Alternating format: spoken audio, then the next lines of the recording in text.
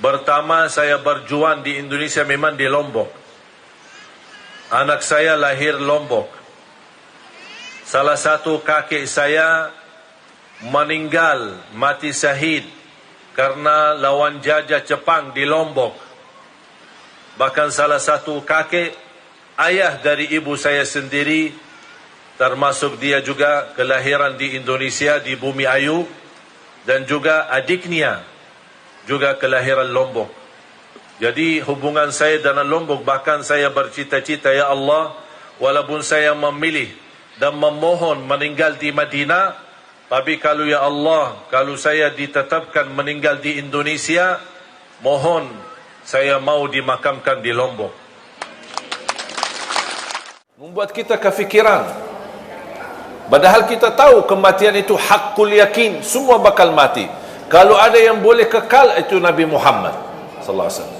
Karena di saat sakaratul maut, Allah tawarkan melalui malaikatul maut, mau kekal di dunia atau mau ambil wafat, pilih yang mana? Rasulullah SAW, karena sudah selesai tugasnya, sudah selesai dakwahnya, sudah sempurnakan agamanya, dia tidak mau milih hidup, malah dia justru berkata, Ar-Rafiq al-A'la, Ar-Rafiq al-A'la, saya ingin bertemu Allah. Sudah buat apa lagi saya hidup di dunia ini?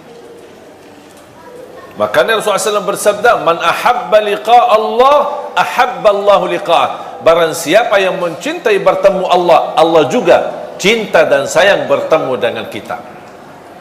Tapi ada orang, na'udzubillah, pas menghadapi sakaratul maut, dia tidak mau bertemu Allah karena perilakunya. Makanya kita harus berbaik sangka, harus bersenang. Kapan tiba saatnya, kita tunjukkan perasaan kebahagiaan, kesenangan. Itu kematian bukan berarti kita akan menghadapi keburukan. Justru yang membuat kita senang menghadapi kematian, karena selepas kematian kita akan bertemu sama Allah. Bahagia enggak? Ya seharusnya bahagia. Kita disuruh bertemu sama orang terkenal, atau sama orang pejabat besar, atau sama orang presiden. Masa kita tidak senang? Sama Allah aja kita merasa takut. Segala sesuatu yang kita takuti, kita tidak berani menghadapi. Binatang yang membahayakan apa, atau ada seorang preman yang mengganggu kita dan orang zalim, kita melewati jalannya aja kita tidak berani, takut. Segala sesuatu yang kita takuti pasti akan kita melarikan diri dari apa yang kita takuti, kecuali satu. Kalau kita semakin takut, pasti akan semakin dekat. Siapa? Allah. Tak ada orang mukmin yang takut sama Allah tapi dia kabur. Mau kabur ke mana? Mau ke mana lari? Tak ada yang bisa tolong selain Allah. Makanya semakin kita takut, justru semakin kita cinta, semakin kita dekat sama Allah. Bukan takut dihukum, tapi kita merasa ada rasa takut karena belum mampu menyampurnakan hak Allah. Ini yang membuat kita semakin enak, semakin dekat, semakin senang, semakin suka beribadah, semakin suka berzikir. Karena hubungan kita sama Allah tidak boleh terlepas dari tiga hal: rasa harap, rasa takut, dan di atas ini semua adalah rasa cinta. Jadi bukan yang membuat kita mau beribadah karena kita mengharapkan saja, tapi yang membuat kita terdorong beribadah karena saya cinta. Masalah harapan itu belakangan, tahap yang kedua. Yang membuat saya takut, menjauh dari dosa dan maksiat, menjauh dari durhaka sama orang tua, menjauh dari hasud, menjauh dari dengki, menjauh dari sifat sombong dan dosa-dosa yang lain. Apa yang membuat? Bukan karena dilarang dan saya takut melanggar larangan Allah. Yang membuat saya takut tidak berbuat dosa maksiat karena saya cinta sama Allah. Akhirnya kalau kita semakin cinta sama Allah, nikmat, harapan dan ketakutan akan semakin sempurna. Karena Allah tidak mau juga kita takut sampai putus asa. Takut dihukum, takut karena dosa maksiatnya, terlalu banyak, menzalimi orang macam-macam. Jadi rasa takut semestinya membuat kita semakin dekat sama Allah. Sampai Rasulullah SAW bersabda, "Inni la atqakum lillah wa akhsyakum lah." Aku yang paling bertakwa kepada Allah, kata Rasul, dan aku yang paling takut kepada Allah. Bapak Ibu jamaah sekalian dimuliakan Allah SWT, kembali lagi, yang mendorong kita saat beribadah tidak boleh terlepas dari 3 poin atau 3 hal. Harap. Apa yang kita harapkan dari Allah? Ridha. Kita harap Allah ridha. Kalau Allah ridha sama kita, beres, sudah selesai, tidak ada masalah. Kalau Allah ridha, berarti ibadah pasti diterima. Kalau Allah ridha, kekurangan pasti dimaafkan. Kalau Allah ridha, dosa pun Allah akan tutupi, karena Allah sudah ridha. Ada rasa takut, bukan takut dihukum, tetapi kita takut semakin beribadah, tapi ada rasa takut, jangan-jangan Allah tidak mau terima amal ibadah saya. Oh, barangkali ibadah saya belum baik, barangkali belum ikhlas, barangkali belum sempurna, ada kekurangan khusyuk. Saya kadang-kadang suka berzikir, tapi lebih banyak suka malas. Ini muncul rasa takut. Takut kekurangan ibadahnya, tidak sesuai dengan perintah, tidak sesuai dengan ajaran agama, tidak sesuai untuk meniru Nabi Muhammad sallallahu alaihi wasallam. Dan rasa takut itu akan mendorong kita akan semakin lebih baik. Kalau saya salat asar atau saya salat zuhur, kayaknya belum sempurna ya, masih ada kekurangan, insya-Allah saya salat sunnah ba'diyah. Karena tugas salat sunnah qabliyah ba'diyah menutupi kekurangan salat wajibnya. Belum sempurna sunnah qabliyah ba'diyah, udah saya tambah lagi salat duha, saya tambah lagi sunnah wudu, saya tambah lagi salat tasbih, saya tambah lagi salat hajat. Belum lagi, masih ada kekurangan, saya tambah lagi salat tahajud, walaupun 2 rakaat, tutup witir, tidak harus 8 rakaat, tidak harus 10, tidak harus 20. Boleh enggak saya salat tahajud cuma 2 rakaat? Ya boleh. Witir langsung ditutupi witir. Jadi tahajud itu tidak semestinya jumlah yang banyak. Boleh enggak kita salat malam tapi belum tidur? Ada orang tanya, aku mau salat malam tapi aja sudah jam 1 saya belum tidur. Asik lagi ngobrol sama suaminya, lagi mesra-mesra, senang-senang, atau lagi membahas diskusi soal anak, sampai kelewat waktunya, sampai jam 12, jam 1. Kalau tidur jam 1 takut ketiduran, bangun salat subuh, belum salat tahajud. Boleh enggak saya salat malam sebelum tidur? Ya boleh, daripada sia-sia. Ada orang berkata harus tidur walaupun sebentar. Maksudnya sebentar. Sampai saya pernah baca di salah satu komen, dia bilang wajib tidur sebelum salat malam, walaupun hanya tutup mata sebentar terus buka lagi. Itu bukan namanya tidur. La yukallifullahu nafsan illa usaha. Tidak ada ajaran yang membebani kita. Ibu-ibu, bapa-bapa yang sudah biasa tidur dan bangun tahajud, teruskan, itu lebih baik. Tapi yang belum terbiasa, malas-malasan, suka tidur dan ketiduran, syukur-syukur bangun subuh, daripada tidak salat witir dan salat malam, tertulis nama kita menjadi ahli tahajud, mendingan kita salat baru tidur. Ada orang bertanya, gimana kalau saya salat malam, tutup witir, kemudian saya tidur, tiba-tiba saya bangun, saya lihat jam, masih ada 40 minit belum azan subuh. Boleh enggak saya tahajud lagi? Boleh, tapi tidak boleh witir lagi, karena Rasulullah SAW tidak mengizinkan 2 kali witir dalam satu malam. Tidak boleh 2 kali witir dalam satu malam. Faham, Bu?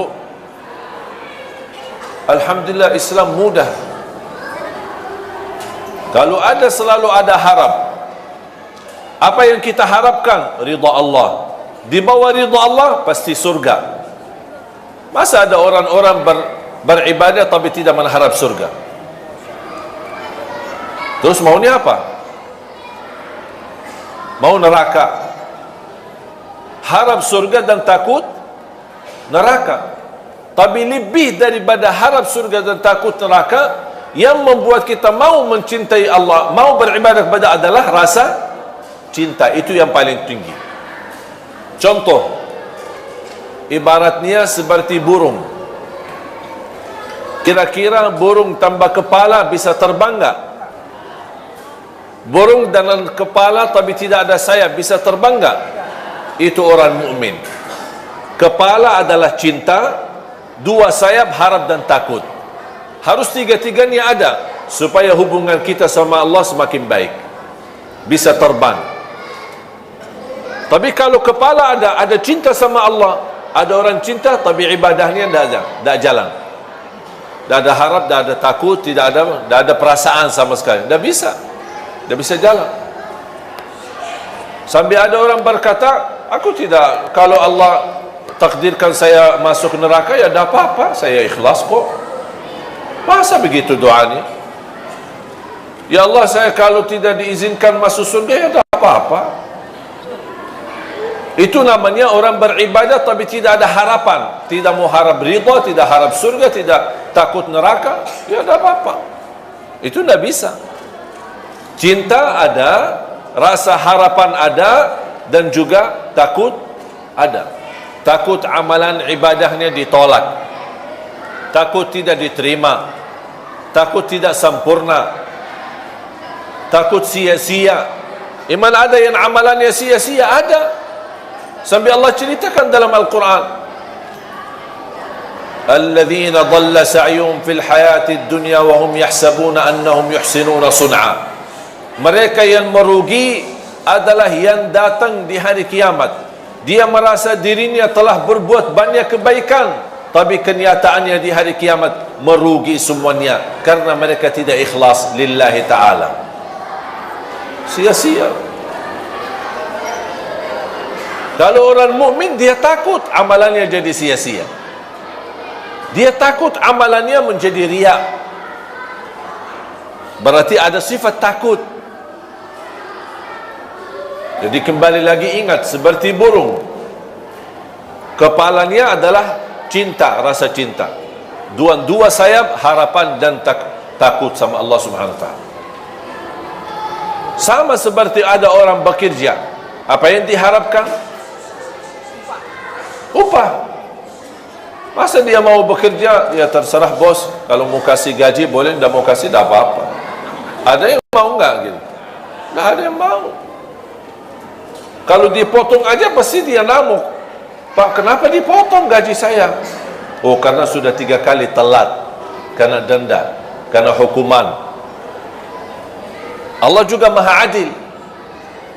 Yang berlaku kita sama manusia berlaku sama Allah Subhanahu wa ta'ala. Dan Allah Subhanahu wa ta'ala walaupun maha adil, Allah lebih banyak menjalankan kasih sayangnya kepada kita daripada keadilannya. Contoh, A'udzu billahi minasy syaithanir rajim. Bismillahirrahmanirrahim. ولو يؤاخذ الله الناس بما كسبوا ما ترك على ظهرها من دابة ولكن يؤخرهم إلى أجل مسمى فإذا جاء أجلهم فإن الله كان بعباده بصيرا. Surah Fatir, surah 35 ayat 45. Sekiranya Allah menghukumkan manusia atas setiap salah, niscaya tidak ada makhluk yang mampu hidup di muka bumi. Itu namanya adil. Karena sistem adil, yang salah wajib apa? Yang salah wajib dihukum. Kalau orang salah kemudian kena hukuman, itu namanya adil tidak? Yang tidak adil kalau ada salah tapi tidak ada hukuman, itu namanya tidak adil. Menurut ayat ini, surah 35 ayat 45, sekiranya Allah berkenan menjalankan keadilannya terhadap perilaku manusia, setiap salah, setiap dosa kena hukuman Allah. Contoh, dosa mata, dicabut nikmat mata, hukuman. Dosa tangan, dicabut nikmat tangan. Ketiduran salat subuh, bertambah bau badan kita. Ada dosa lagi, dosa riba, dosa apa saja, ada kena hukuman. Menurut ayat ini, kalau Allah berkenan menghukum manusia setiap dosa dan maksiatnya, niscaya tidak ada makhluk, jangankan manusia, tidak ada makhluk termasuk binatang, tidak ada makhluk yang mampu hidup di muka bumi. Kenapa? Karena habis dihukum Allah. Sudah habis. Tetapi Allah subhanahu wa ta'ala menunda sampai di hari pembalasan, tidak dihukum. Bayangkan aja, kalau setiap dosa bau badan kita, dosa lagi tambah keras bau badan kita, dosa lagi bertambah keras bau badan kita, kira-kira berani nggak keluar rumah? Langsung ditandain orang, bau ya, dosanya banyak. Langsung ditandain orang. Malu kita sama orang. Makanya tanda sesuatu salah atau dosa apa? Ada dua tanda. Kadang-kadang ada orang melakukan sesuatu tapi dia berkata tidak apa-apa. Mau nggak tahu ini salah atau tidak? Lihat dua hal. Pertama, ada nggak sesuatu di hati tidak enak? Kalau muncul perasaan di hati tidak enak, berarti itu tidak benar. Tinggalkan saja. Jangan kesana kemari cari fatwa. Majlis ulama, kiai, ustaz. Kalau sudah muncul perasaan di hati tidak enak, jauhkan.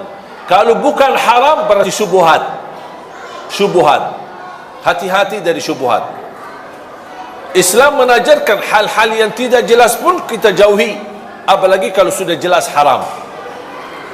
Tanda yang kedua, kalau kita melakukan hal tersebut, kita malu dilihat orang. Faham bu? Saya ulang lagi. Tanda yang pertama, apa yang kita lakukan atau ada yang mau melakukan sesuatu, kalau muncul perasaan di hati tidak enak, berarti jangan dilakukan. Walaupun ada kiai, ustaz bilang boleh. Tanya diri, jangan tanya ustaz. Tanya hati. Kalau hatinya tidak enak, itu fitrah. Tidak mungkin Allah memberikan hati tidak enak kalau sesuatu yang boleh. Kalau sesuatu boleh dalam pandangan agama, pasti hati enak. Kalau sesuatu yang tidak boleh, walaupun kita belum faham karena masih bodoh agama, tapi muncul perasaan tidak enak, berarti sudah cukup menjadi tanda Anda jauhi. Cukup. Walaupun hal itu tidak haram 100% atau tidak jelas haramnya, kalau muncul perasaan tidak enak, itu tanda kalau tidak haram berarti syubhat. Syubhat artinya belum jelas. Islam menajarkan kalau belum jelas, mendingan tidak usah daripada salah. Tanda yang kedua, kalau kita lakukan muncul perasaan, kalau ayah saya tahu, malu. Berarti tidak benar itu. Kalau guru saya tahu, pasti marah. Berarti tidak benar. Berarti kalau ada tanda malu dilihat sama orang atau ditahu sama orang, berarti ketahuilah yang kita lakukan itu tidak benar, tidak baik. Sudah faham? Dan ini bukan kata saya, itu kata Rasulullah sallallahu alaihi wasallam. Wal ithmu ma haka fi nafsika wa karihta an yattali'a alaihi nas. Dosa dan keburukan adalah yang jengkel di hati, ada perasaan tidak enak, kayak rasa gatal, kefikiran, di mana ya, itu sudah Rasul kasih tahu. Berarti Rasul mengajarkan kita, tanya hatimu dulu, tanya hatimu dulu. Hati yang suci, hati yang fitrah, insyaAllah tidak mungkin terima kemungkaran, tidak mungkin terima kebatilan. Kecuali na'udzubillah kalau hatinya munafik, semuanya halal, bahkan yang haram jadi halal, boleh. Korupsi dia membolehkan, malah bagi uang korupsi untuk haji. Enak, dia fikir Allah mau terima.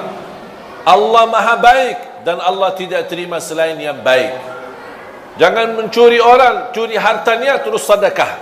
Saya suka anak yatim, tapi diambil curian orang, nah Allah tidak bakal terima.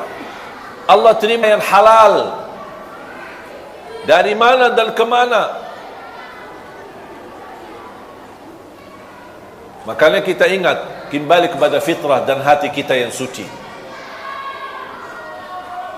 Apapun yang jengkel di hati, atau kita malu dilihat dan ditahu sama orang, berarti sudah menjadi tanda cukup buat kita tidak melakukan hal tersebut. Bapak Ibu jamaah sekalian dimuliakan Allah Subhanahu wa taala, manfaatkan usiamu. Allah sendiri bersumpah dalam Al-Quran, wal 'asr innal insana lafi khusr illa alladhina amanu wa 'amilus salihat wa tawasaw bil haqq wa tawasaw bis sabr. Demi masa, demi waktu, apapun di dalam Al-Quran, kalau Allah berani bersumpah, itu berarti tanda sesuatu kemuliaan di belakang sumpah itu. Ada sesuatu kemuliaan di belakang sumpahan Allah Subhanahu wa taala. Allah ingin menyampaikan kepada kita, demi masa, demi waktu, berarti waktu dan masa itu berharga bagi Allah Subhanahu wa taala. Allah boleh bersumpah dengan apa saja, tapi kita manusia tidak diizinkan bersumpah kepada selain nama Allah. Demi Allah, wallahi, lillahi. Tapi kalau Allah bersumpah banyak, wasyamsi wa duhaha, wal qamari idza talaha, wad duha, wat tini waz zaitun, wal fajr, was samai wat tariq, was samai dzatil buruj. Ini semua namanya sumpah. Dan Allah berhak bersumpah dengan apa saja, termasuk wal asr. Allah bersumpah dengan demi masa, demi waktu. Gara-gara waktu dan masa, banyak manusia bakal merugi, kata Allah. Kenapa merugi? Karena dia tidak memanfaatkan waktu itu. Termasuk waktu adalah umur. Makanya sebaik-baik hamba, yang panjang usianya, baik pula amalannya. Sebaliknya seburuk-buruk hamba, yang panjang usianya tapi buruk amalannya.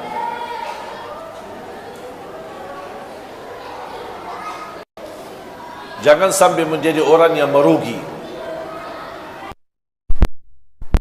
Masih diberikan apa lagi nikmat sehat. Manfaatkan nikmat sehatmu sebelum kesakitanmu. Jangan kita hanya kenal Allah pas saat sakit. Sudah sakit, tidak akan maksimal. Dulu masih sehat, tapi tidak salat. Pas begitu sakit, tidak bisa berdiri, terpaksa salat duduk. Makanya di dalam keadaan duduk, pasti pahalanya tidak sempurna. Siapa yang diberikan kesempurnaan pahala ketika dia sakit? Kalau dia di masa sehat, tetap masih beribadah. Ketika dia sakit, Allah tidak akan menurani kesempurnaan pahalanya. Karena dia di masa sehat, tetap jaga ibadah. Beda sama yang dikurangi pahalanya. Di masa sehat dia tidak beribadah, pasti masa sakit dia ingat sama Allah. Allah tidak akan sempurnakan pahalanya. Makanya Rasulullah SAW mengingatkan, manfaatkan usia kuatmu di saat kuat, masih muda, sebelum kelemahanmu di saat lemah sudah tidak kuat. Manfaatkan usia mudahmu sebelum usia tuamu. Manfaatkan kekayaanmu sebelum kemiskinanmu. Manfaatkan usia kesihatanmu sebelum kesakitanmu. Manfaatkan kehidupanmu sebelum menghadapi kematianmu. Ini Rasul mengajarkan, manfaatkan. Pasti orang yang lagi sihat beda sama orang yang sakit. Yang sihat kan masih bisa beraktivitas, ikut bantu panitia, ikut masjid, bisa bola balik ke masjid.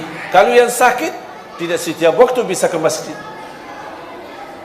Makanya Rasul mengajarkan, manfaatkan nikmat sihatmu. Di usia muda tidak mungkin sama dengan usia tua. Aktivitasnya pasti berkurang. Apalagi sudah pensiun. Apa sih, mau kemana sih? Dah ada, diam di rumah. Sambil ribut-ribut di rumah. Sampai semua keluarga besar merasa terganggu. Pak, dah ada kerjaannya. Oh, lagi dah ada kerjaan, sudah pensiun.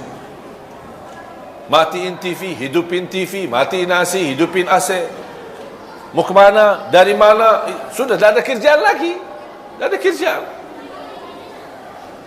Beda sama orang yang ada kesibukan dalam kebaikan.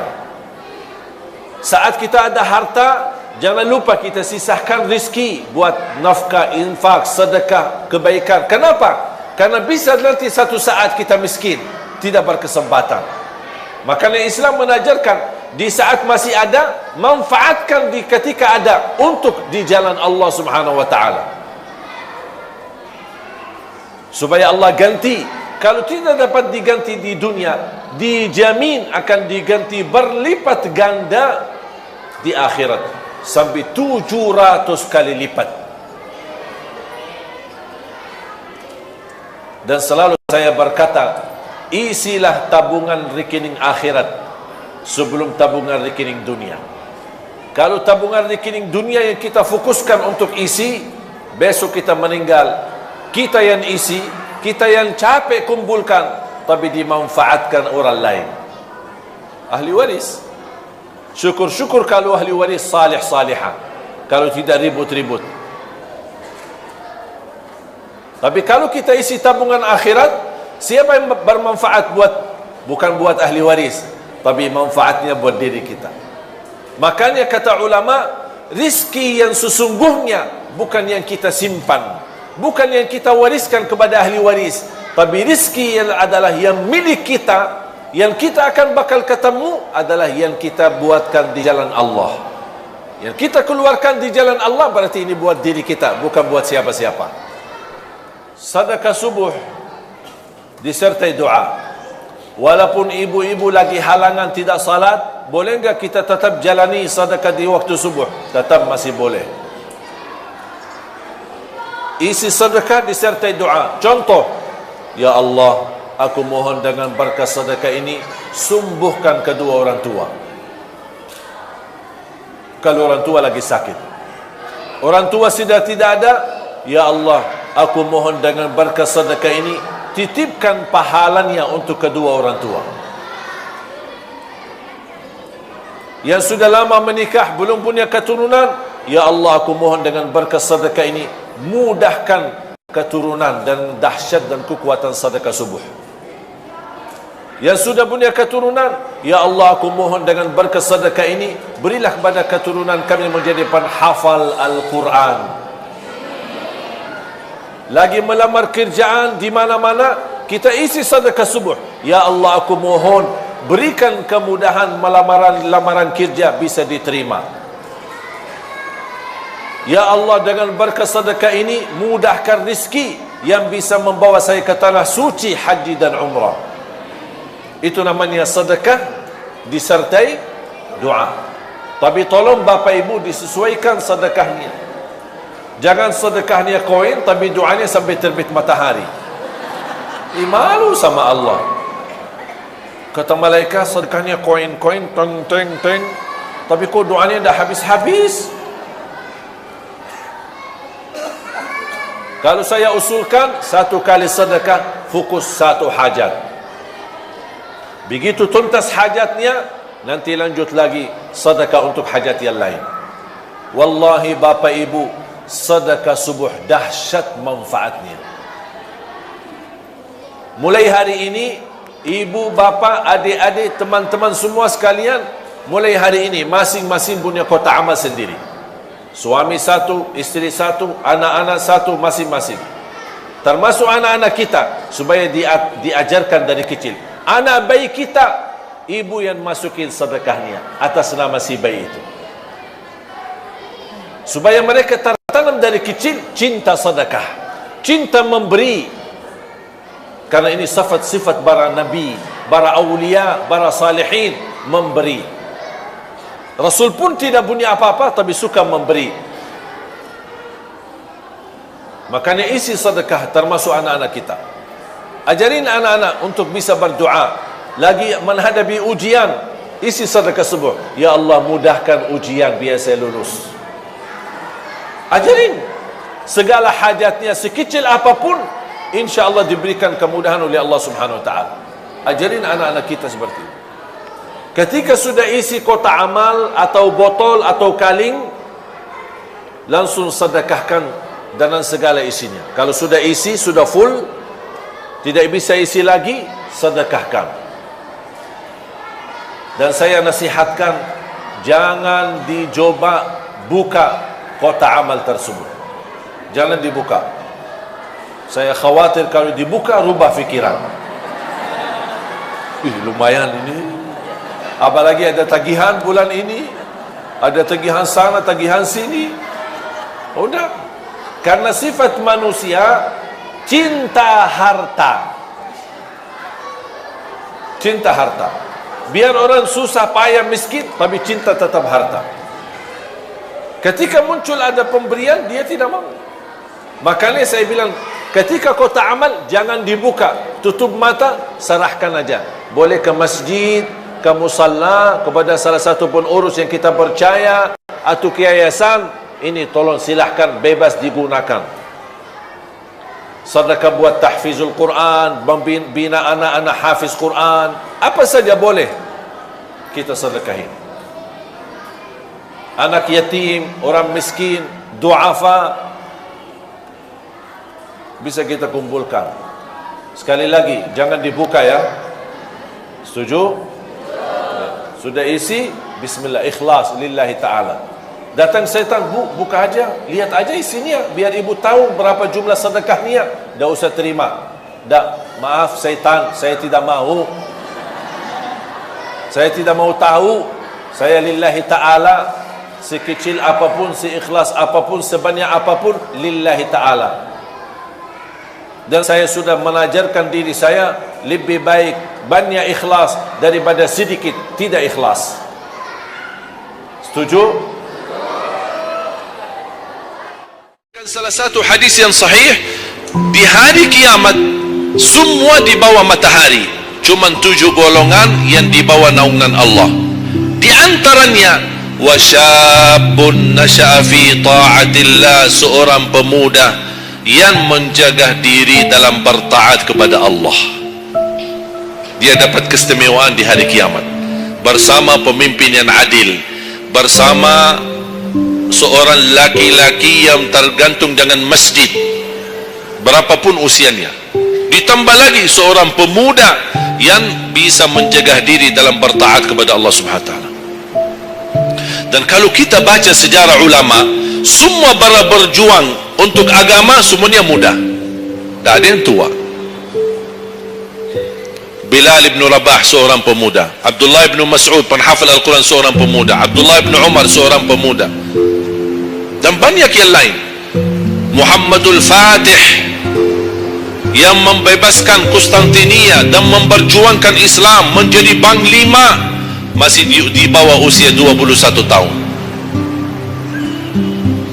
Dan banyak sejarah-sejarah. Imam Syafi'i masih sangat muda, bahkan meninggal dunia masih dalam keadaan masih sangat muda, belum sampai usia 50-an tahun. Dan banyak yang lain. Makanya pengaruh dah bahkan taruhan besar bagi umat Islam itu tergantung pemuda.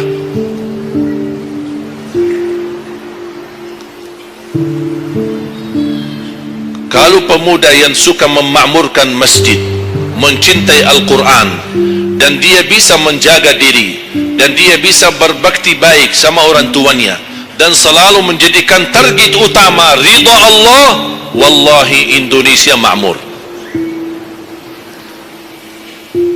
Kalau pemudanya jauh dari masjid, sibuk hanya bacaran, dan dia meninggalkan salatnya, jauh dari hal-hal yang baik, justru dia jatuh dalam narkoba dan berkali macam-macam dosa dan maksiat, hancurlah negeri Indonesia. Indonesia tergantung pemuda. Maaf, bukan tergantung para tua, tergantung pemuda. Makanya saya bahagia sekali ketika kemarin tanggal 17 April, saya bahagia sekali ketika melihat semua pemuda-pemuda ikut nyoblos di TPS. Walaupun kita belum lihat hasilnya, tapi sabar. Sabar. Ini ujian. Jangan ada orang terlalu muda diadu domba. Sabar. Apapun keputusannya kita tunggu. Keputusan yang resmi dari KPU. Keputusannya benar, tidak benar, serahkan kepada Allah. Hati-hati, jangan terlalu mudah diadu fitnah. Sama-sama muslim, jangan kita diadu domba di antara kita sesama. Bahaya sekali kalau terjadi konflik gara-gara pemilu dan kepentingan politik. Silahkan lihat apa yang terjadi di Timur Tengah. Semua kejadian di Timur Tengah, awal langkah kejadian itu gara-gara kepentingan politik. Yang menjadi korban rakyat. Orang politisi hidup di negeri Eropa, nikmat, senang, bahagia, semuanya serba ada. Mereka tidak bahaya, tapi yang bahaya rakyat. Yaman, Suria, Irak, dari tahun 90 sampai sekarang Irak tidak bisa aman. Ada orang bawa berita itu Irak saudara, dan mereka perang saudara antara Sunnah dan Syiah. Bohong, tidak benar. Ratusan tahun mereka hidup damai antara Sunnah dan Syiah, tidak pernah bermasalah. Tapi karena langkah awal kepentingan politik, lama-lama terpengaruhi dengan perbedaan aliran dan berbeda pendapat. Kalau sudah kita menjadi korban dan terpengaruhi demi kepentingan politik, mudah diadu domba, besok-besok akan terjadi perang antara Sunni sama Syiah di Indonesia. Besok lagi akan terjadi antara aliran-aliran yang lain sama golongan-golongan yang lain. Bisa terjadi perpecahan belah. Itu yang diinginkan oleh musuh Islam. Jangan diberikan kesempatan. Terjadi ujian, memang kita menghadapi ujian. Bukan hanya umat Islam di Indonesia. Di Palestina sudah 60, bahkan sudah sampai 70 tahun mereka menghadapi ujian. Tapi kekuatan sabar luar biasa. Tidak pernah putus asa. Biarpun mereka tidak bersenjata, tidak punya apa-apa melawan musuhnya Israel, tapi mereka tetap tidak pernah putus asa, tidak pernah pasrah. Mereka tetap berjuang, mencintai Masjidul Aqsa. Saya merasakan perjuangan pemuda ketika saya ke sana, ke Masjidul Aqsa. Makanya jemaah sekalian, kita bisa memperjuangkan, tapi tanpa membuat permusuhan. Kita masih bisa bertahan, dan insya Allah ada jalan keluar dari segala kesusahan. Dan Allah tidak mungkin membiarkan kezaliman terjadi. Kalau kita merasa terzalimi, tidak apa-apa, tunggu. Dan kita harus belajar saling menghormati. Yang memilih 01 itu hakmu, tapi anda tidak berhak mencaci maki 02. Yang memilih 02 itu hakmu, tapi anda tidak berhak mencaci maki 01. Sama-sama muslim, sama-sama orang Indonesia. Malu kita, kadang-kadang aku sedih melihat kok ini terjadi permusuhan. Ulama di sini mencaci maki ulama yang di sana, ulama yang di sana membalas lagi, dan apa tuh? Ya Allah, malu kalau di antara ulama saja terjadi persoalan, permasalahan, gimana orang awam? Makanya selalu saya dalam doaku, ya Allah, satukan dan rapatkan hati para ulama kami, satukan saf ulama kami. Ada perbedaan itu wajar, tapi yang tidak wajar ada permusuhan. Apa yang saya sampaikan sekarang, saya yakin tidak mungkin 100% anda semua terima. Dia harus belajar. Tidak boleh saya maksa Anda semua ikut pendapatku. Aku hanya menyampaikan, Anda bisa dengar, Anda bisa ikuti, Anda bisa tolak. Itu hakmu menerima atau menolak. Dan ada orang berhak untuk memaksakan kita. Oleh karena itu sekali lagi, mohon jaga dan rapatkan saf kita. Sekarang banyak muncul di media.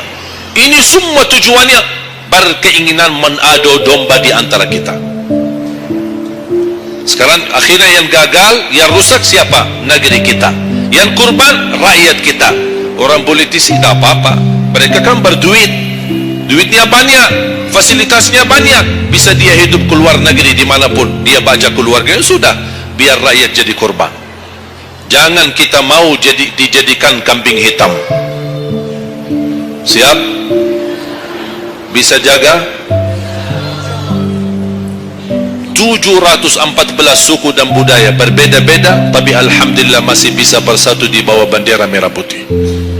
Dan ini karunia dari Allah Subhanahu wa taala. Wajib kita syukuri dan wajib kita jaga. Dan kita berdoa. Sekarang Anda sudah ikut memilih kan? Sudah memilih? Sudah, itu ikhtiar. Anda sudah selesaikan tugasmu. Sekarang apa yang harus kita lakukan? Doa, memohon pertolongan dari Allah. Biar Allah yang memilih mana yang terbaik. Ya Allah, kami sudah berusaha, kami sudah berikhtiar. Pimpinlah kami, anugerahkanlah kepada kami pemimpin yang takwa, yang adil, yang amanah, yang mencintai agamamu, yang mencintai ulama, yang bisa melayani rakyat dengan ikhlas. Itu doa kita. Kalau boleh setiap tahajud, setiap sujud, habis duha, habis salat wajib, terus doa seperti itu. Saya punya kebiasaan ketika mengajak jamaah umrah, saya haruskan kepada semua jamaah ketika kami tawaf maupun sa'i, wajib paling tidak 1 kali tawaf, 1 kali sa'i, khusus doakan Indonesia.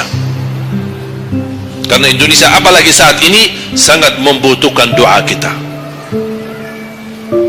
Sebagaimana kita peduli kepada saudara kita Palestina dan kita bantu, kita mendoakan.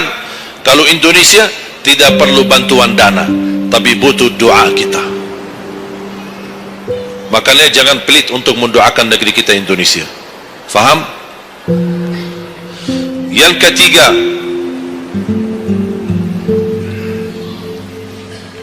wa an ilmihi wa an malihi min aina iktasabah wa fima anfaqah.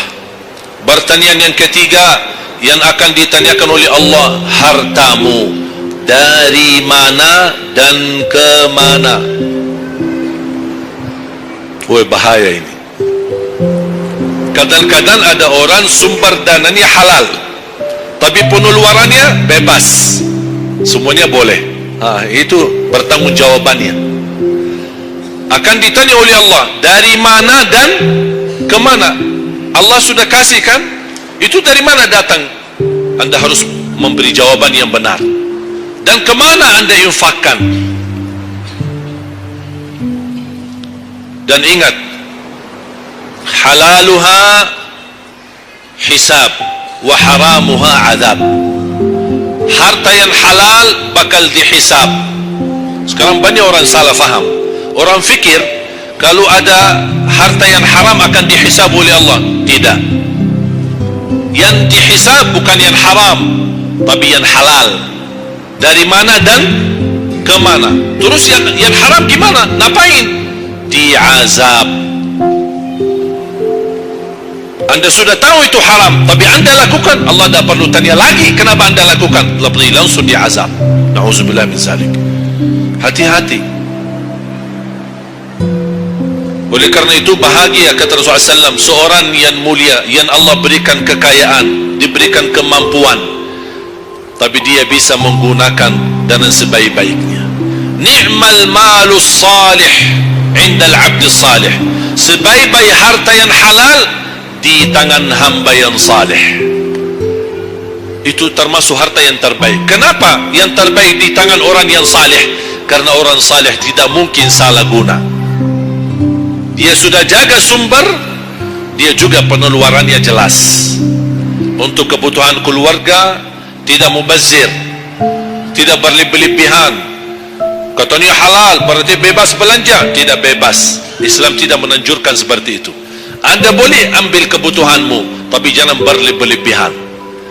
Mohon maaf, coba sekarang tanya ibu, tanya diri sendiri masing-masing. Berapa macam baju di lemari kita? Sudah, mohon maaf, dah usah bahas yang lalu. Terlanjur belanja karena ibu merasa tidak tidak tega, merasa keberatan kalau setiap acara itu aja yang dipakai. Pagi acara, besok siang pulang ganti, siang malam ada acara lagi ganti lagi. Karena merasa malu.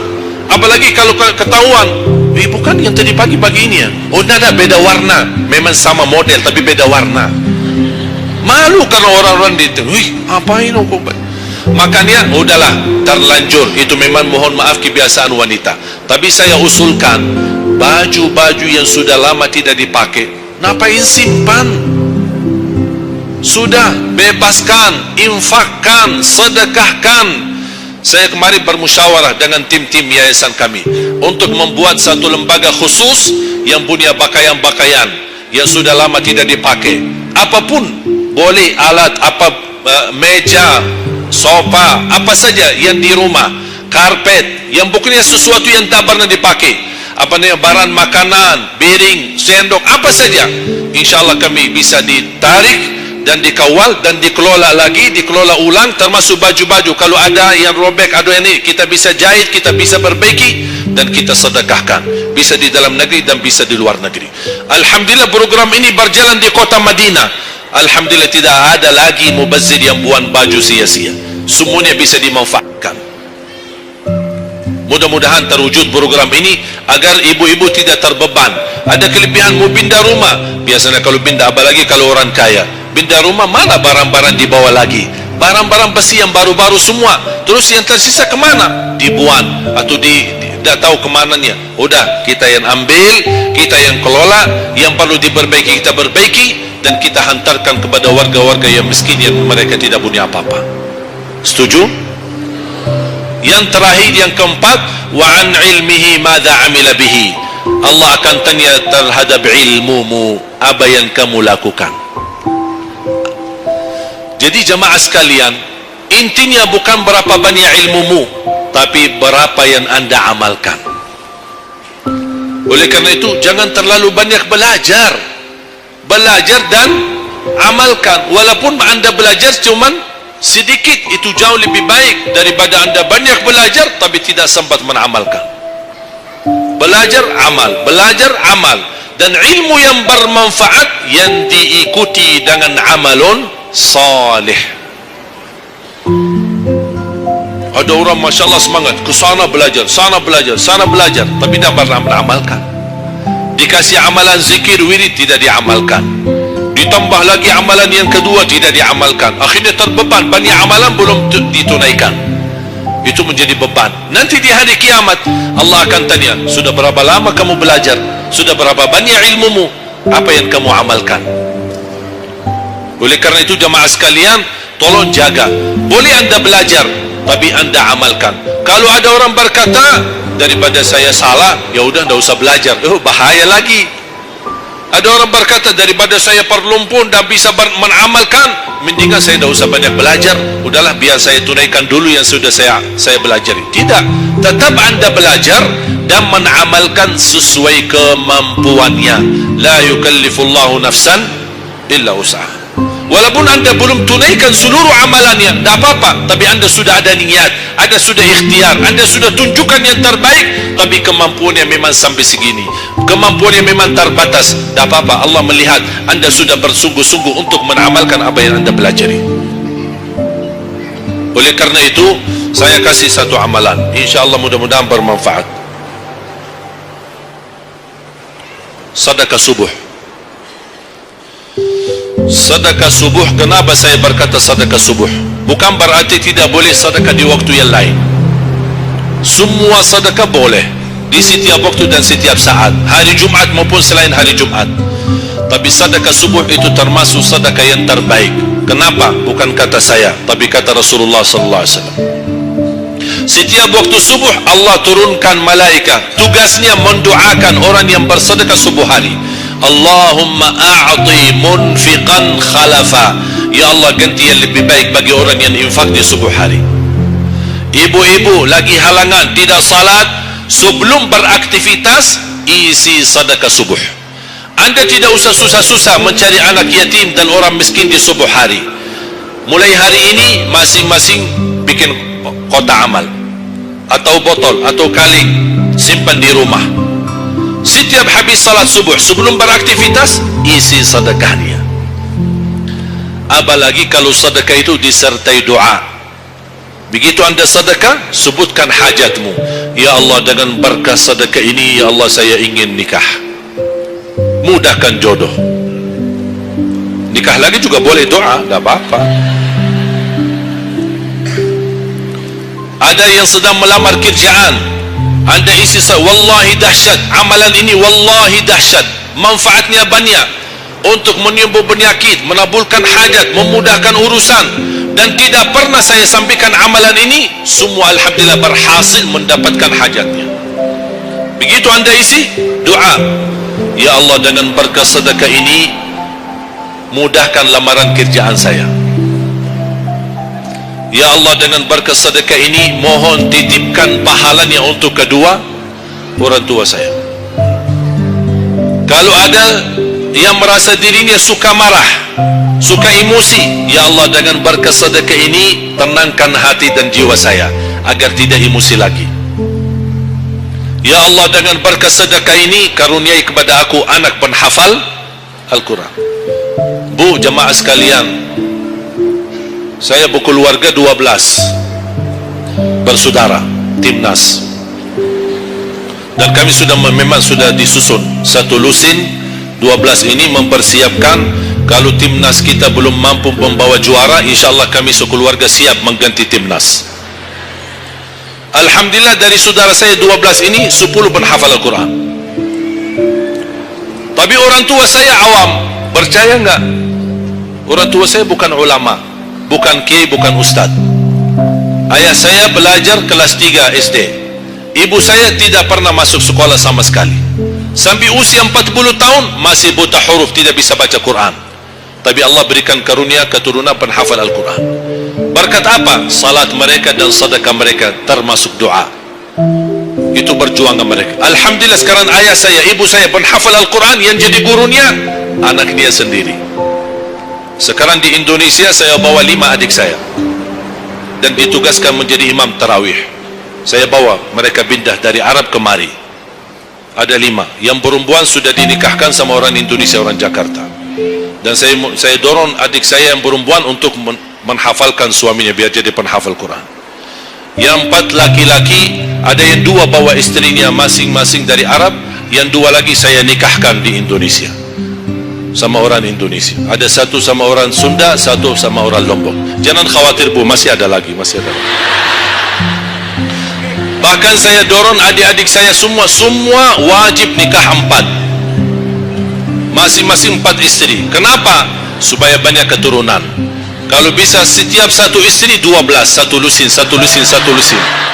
Masya Allah luar biasa. Mengapa? Karena kita punya perjuangan yang masih panjang. Cita-cita saya mencetak 1 juta penghafal Al-Quran di Indonesia. Ketika saya datangkan adik saya tugaskan sama mereka dan tegas. Kalau kalian datang hanya mau berhiburan, pulang. Kalian di sini untuk bersama-sama memperjuangkan untuk mencetak 1 juta penghafal Al-Quran. Dan alhamdulillah program ini sudah jalan. Dan kita terus memperjuangkan. Dan saya harap semua jamaah insya-Allah berkenan terlibat dalam program ini. Cita-cita saya semua masjid se-Indonesia insya-Allah diimami imam penghafal Al-Quran 30 juz. Bahkan lebih hebat lagi cita-cita saya, insya-Allah saya yakin akan terjadi. Insya-Allah di demikian hari, di waktu yang Allah insya-Allah tentukan, insya-Allah presiden kita penghafal Al-Quran. Coba ya Allah, rasanya enak.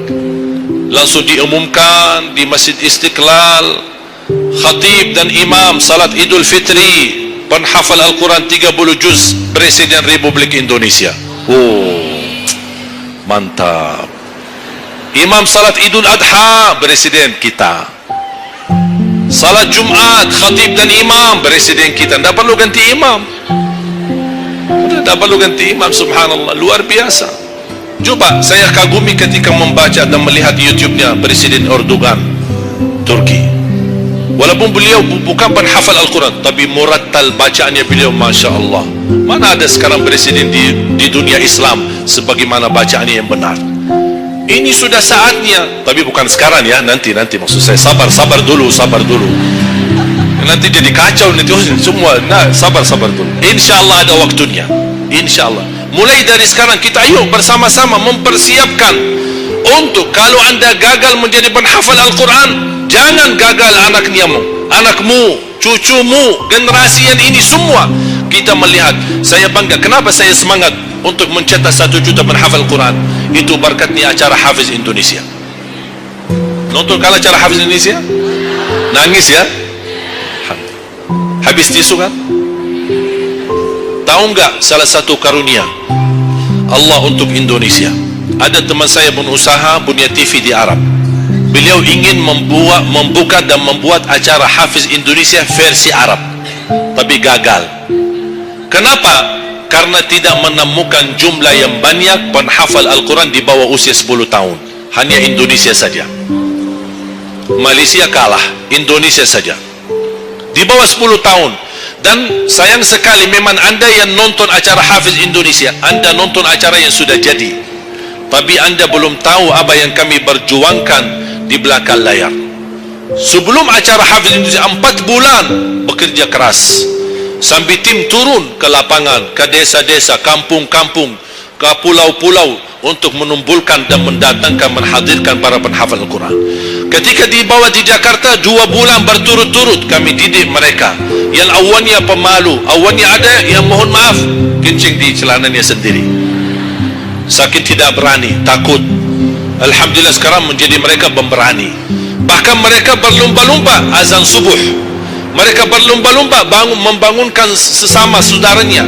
Sama-sama tertib makan. Kita menghadirkan dokter kesehatan, kita menghadirkan dokter psikologi jiwa untuk menjaga perasaan mereka selama 2 bulan. Didampingi kadang-kadang ibu mereka, didampingi kadang-kadang ayah-ayah mereka. Dan semua rata-rata sepakat orang tua mereka tidak pernah kami merasakan bangga memiliki anak sebagaimana kami melihat perjuangannya di Hafiz Indonesia. Dan alhamdulillah begitu selesai acara Hafiz Indonesia, kami tidak tinggalkan mereka.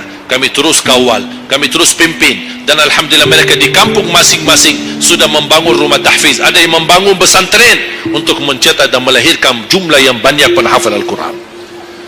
Dan ini perjuangan luar biasa, tidak mudah. Berapa biaya yang dikeluarkan, dan mohon maaf belum ada sponsor yang bisa mensponsori kita dan membayar full untuk kita. Kita terus bekerja keras, dan alhamdulillah masih Allah hantarkan kepada kita orang yang dermawan, orang yang baik, yang berduli dengan dan mencintai Al-Quran. Allah anugerahkan. Wallahi menurut saya saat ini, zaman ini, sedekah yang terbaik dan yang termulia, semua apapun yang terkait dengan Al-Quran, itulah yang termulia. Makanya boleh anda ketika anda bersedekah, jangan lupa disertai doa. Di antaranya anugerahkan ya Allah Indonesia menjadi negara Al-Quran. Tapi tolong fokus. Kalau anda isi sedekahnya, tolong disesuaikan. Jangan isi sedekahnya koin, teng, tapi doanya sampai terbit matahari. Dah ada malunya. Kata Allah, koin-koin aja sedekahnya, doanya dah habis-habis. Hajatnya panjang, lebar. Malu kita. Bukan Allah tidak bisa, Allah maha bisa menabulkan hajat, tapi kita malu sama Allah. Kok cuma bikin teng, ya Allah, ya Allah, ya Allah, panjang. Fokus. Kalau usulan saya, 1 sedekah 1 hajat, 1 sedekah 1 hajat, dan insyaAllah akan anda melihat manfaatnya. Mudah-mudahan semua yang hadir insyaAllah menjadi keluarga besar 1 juta penghafal Al-Quran. 1 juta mencetak penghafal Al-Quran, 1 juta keluarga Al-Quran yang insyaAllah akan membangun generasi baru yang membawa Indonesia menjadi baldatun tayyibatun wa rabbun ghafur. Dan di masa yang akan datang insyaAllah Indonesia menjadi lebih baik. Amin ya rabbal alamin. Barakallahu fikum. Terima kasih, semoga bermanfaat. Kurang lebihnya mohon maaf. Mungkin ada panitia ingin menyampaikan selanjutnya. Wallahu a'lam. Subhanakallahumma bihamdik, asyhadu an la ilaha illa anta, astaghfiruka wa atubu ilaik. Wassalamualaikum warahmatullahi wabarakatuh.